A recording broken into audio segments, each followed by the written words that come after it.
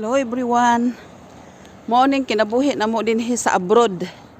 Dinhi sa Rome, Italy. Kana gani mga part-timer. Basta part-timer ka, sayo kay kamo kuan. Sayo kay kamo kanang mugawa sa balay. Alas 6 pa naay uban alas 5. Mugawas og kuan. Alas 5 sa buntag. Mugawas na kay mo trabaho. Diri paliha sa kanang stay-in ba, kanang live-in kay diha matulog sa amo. Pero kana gani mga part-timer, parehana mo partidyong pagkatugnawa o tanawa o ngit-ngit pang kalibutan.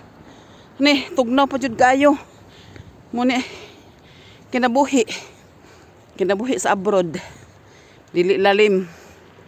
Ulan. Bisag ulan kayo. Tugnaw kay sa nga tanan. Basta dili lang mag-snow. Kaya kung mag-snow, walay mga sakyanan basta mag-snow. Pero kung kuan kanang unsa ni, tugnaw lang nga sa 1 degree, 0 degree, parte yung tugnawa. Halos na lang kamukaging, manggawas pa imong sipon. Muna ang akuan, dili lalim mag-abroad. Abi sa uban nga hayahay mag-abroad, hayahay man kay dako-dako man og sweldo.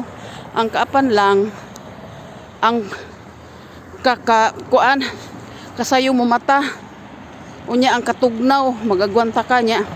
Napay ubang mga amo left and right pa musugo, napay kasaba nga walag tuo kung di lagi ka musukol luoy kay ka. Muna kinahanglan diri sa Italy mutubag jud ka, musukol ka sa ilaha. Kay kung dili ka musukol daog-daogon pug ka ana nila. Kana lang og maing buntag sa tanan og amping mo diha. Bye bye.